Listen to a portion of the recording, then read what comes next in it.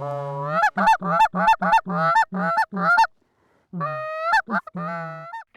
Ryan Callaghan, an infrequent waterfowl hunter and director of conservation at MeatEater. Joining me on this hunt is Miles Nolte. Miles is the director of fishing at MeatEater, a darn good friend who just so happens to have access to a trailer full of goose decoys. Oh, good, there's geese in here. We'll be hunting on my family's small farm, just outside of Billings, Montana's largest city. The city's human population can at times seem dwarfed by its Canada goose populations, particularly if you're in a freshly cut cornfield above the Yellowstone River. We'll be using layout blinds and full-body goose decoys to blend in and stand out. I don't need to be able to see, do I? This field is not in the middle of nowhere. We're in the urban interface, a patchwork of smaller farms, an easy commute from the big city. All right, so this is the place, right? So we drove past a lot of geese to get to this spot, but this is the spot we know we can hunt, right? So, you know, we drove a fair amount of country to get over to here, and we didn't really start seeing a lot of birds until we got kind of just a few miles down the road. Yeah. So why are there so many birds congregated just right in this zone? as we know, these metropolitan areas have become kind of like impromptu game preserves for waterfowl. So Canada geese get super comfortable setting up in city parks and open spaces. And this area just started growing a lot more Canada geese. And I mean, my thought is, like, we saw some really big birds, that there's a lot of northern birds in town right now too. So, and those are the ones we want because the local birds live long and they're smart. So we want the fresh eyeballs. So it's going to be, you know, pretty easy living, right? We got the house here. We're going to eat good food and get up real early, make as convincing a decoy spread as we can. And I will freely admit that I'm a rank amateur when it comes to goose hunting. in recent history, I'm the resident expert out here because I'm the only person that's ever hunted it. So you're basically hunting with the master the of master, this property. the master of this 40 acres. Sweet.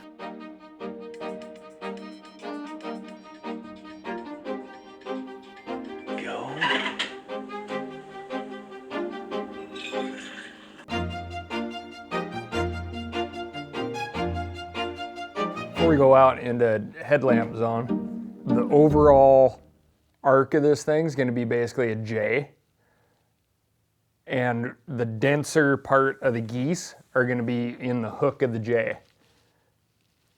So like be a fish hook like this, and then we'll have ducks and geese mixed in down here in the hook of the J, and then those blinds are going to be kind of in where the hook meets the leg of the J, right here. And that J is going to be on the upwind side. Let's go though. Okay.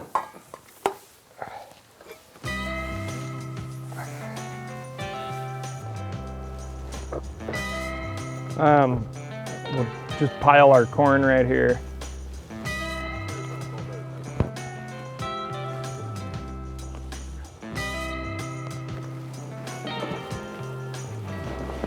These ones are brushed in pretty nice.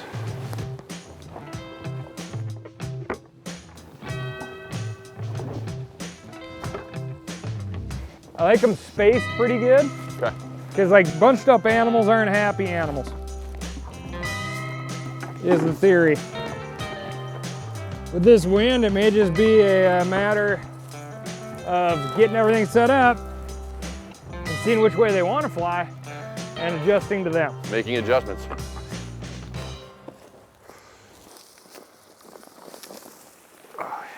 Yeah, kick your feet out. Yeah.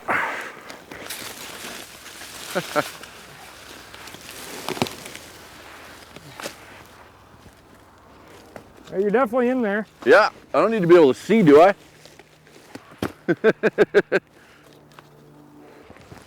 Okay, so obviously we're gonna try to let them work. Yeah. If I yell at you, that flag's on your right-hand side. Yeah. I've got it right here. Still in the air on, they're coming up in the sun.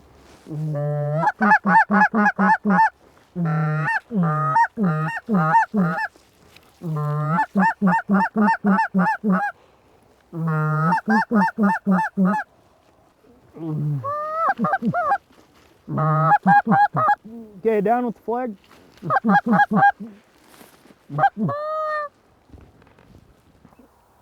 Okay, it's gonna be some work. Yeah. They swung hard the wrong way. Oh, they gave us a look. Somebody will sit in here.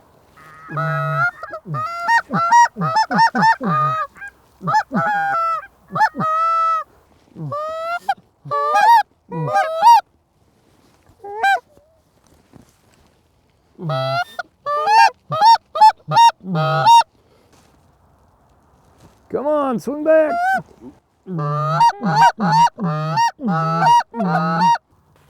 That didn't go well. I'd say the biggest change we can make is dropping these blinds into the ditch. Okay. So the profile's just not so high. Yeah, I agree with you. The few geese in the air that gave us no attention convince us to get up and make a change. We move our blinds into the adjacent irrigation ditch to reduce shadows and adjust the decoys for the slight change in wind direction. Birds like to land into the wind. You want a good strong wind because they have to pick a direction, and it seems like once they commit, they're like, all right, we want to be on the ground, because they really start fighting the wind and I think just burning a lot of energy. When you're making a jay or a hook, you can use that leg to kind of bump birds towards the shotguns. Right, so they'll come in on the leg, and then if you have a bump on the leg, they'll try to swing around it a little bit, and you can kind of put them more into your pocket. When they're like way out, that's when you're giving it the heavy like group calling. Yeah, you want like big honks, because I think that's what carries the furthest anyway. Then it's like lots of like those sharp clucks, yeah. Like cluck, cluck, cluck, cluck, cluck. And then when they turn, it's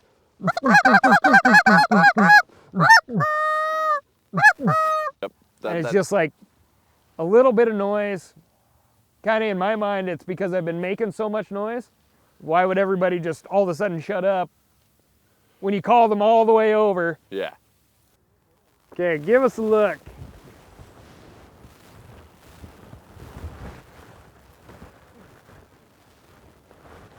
Be good to us now. Come on.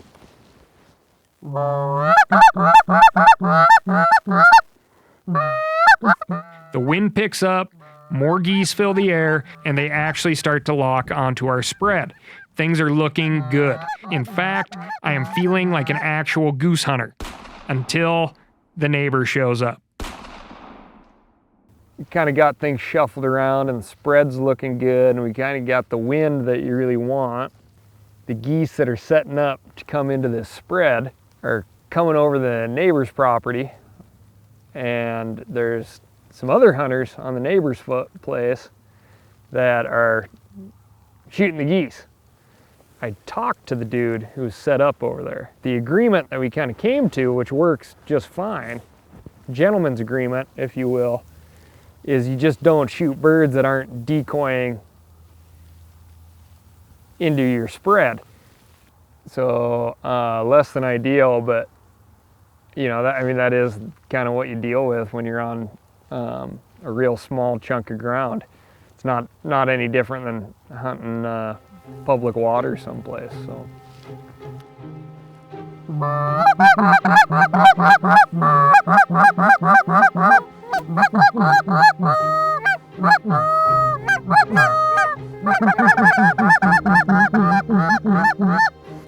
See this pair?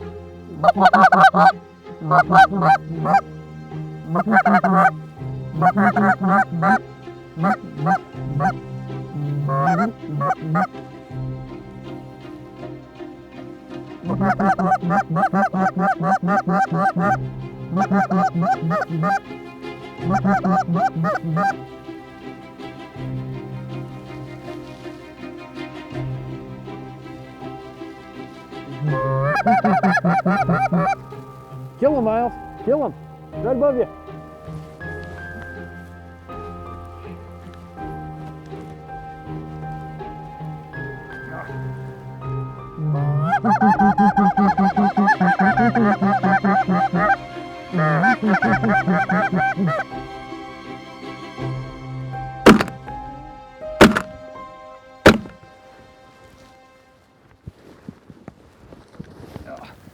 Nice job, Cal.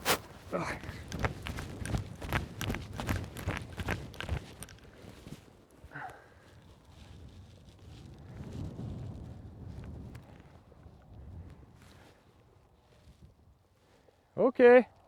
Was the angle not right? They were behind me. Oh, okay. Like I could not even. I thought they were sitting on top of your head. I was like, what? They were completely behind me. We could have done some sky blasting at the big group. I don't think it was a good idea. Yeah.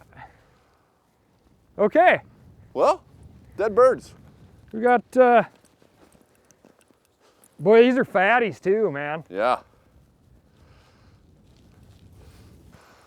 Well, we didn't exactly kill all of them. We had our challenges. Some foreseen, some unforeseen. I mean, there were a lot of birds around. We got to talk to a lot of birds. I think we did just fine, but we'll have, we got enough for a couple meals. Oh, for sure, man. Yeah, we could start the stockpile for the lunch meat. We're working towards our goal. Yeah, right? I mean, it just means we're gonna have to do this again. Yeah. Exactly. Sure, a combined limit of 8 big honkers would have been great, but 2 birds is a good start to the season. Oof. You want to just come over here? I am not going to fully process these birds now, so to legally transport them, I am leaving them whole, minus hearts and gizzards for a late breakfast before hitting the road back to Bozeman and the office. Yeah, we'll just grab gizzards and hearts real quick, like. I kind of like feel for where the cavity starts. Right at that breastbone. Yeah. And just give it a pull. It's pretty funny, in November, you could very well shoot a mule deer whitetail buck with less fat than a goose has right now. No doubt. That thing's been eating well. Yes. And no surprise, they're eating corn. Shocker. Look at that chunk of meat. An often wasted chunk of meat. Now, going for the deep dive. Get in there.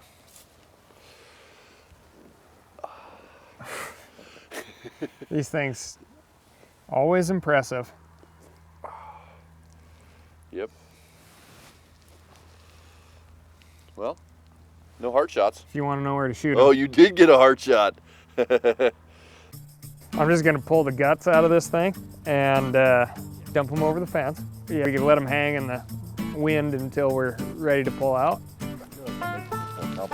Yes. Give me this stuff. Yeah. I'll go start working on this, and you go pester mom's chickens for some eggs.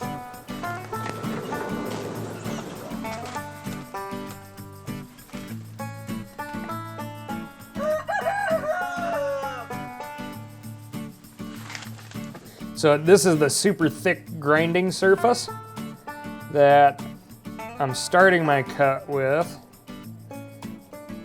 And basically just trying to punch through that really hard skin, and it is really hard, to fillet that grinding surface off. This thing is a dense chunk of muscle, and so I'm breaking it down into smaller pieces. And the heart's really not as tough. In fact, quite the opposite. So I'm gonna keep the heart meat off to the side for this. And then this is gonna get simmered in water for probably 20 minutes. Miles has got celery, onion, going here. So, I mean, these are al dente for sure, but you want Yeah. and nuclear hot. All the veggies in here that you sauteed up with just onion and celery. And then I'm gonna throw the rest of our meat in here. There's our heart chunks. Preheated the oven, biscuits are going in. And then I'll start thickening basically the meat water with flour to make gravy. Miles can bust out some of his famous fried, slightly poached eggs. So we can have a beautiful biscuit, giblet gravy, farm fresh egg, on the road biscuit and gravy.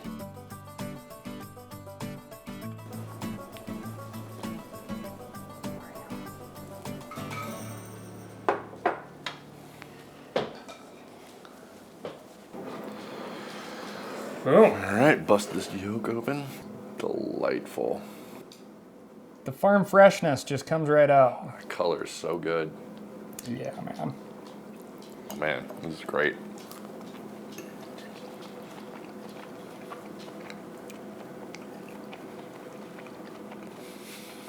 That's spectacular. That's really, really freaking good. Yeah, we'll do pastrami with the breast.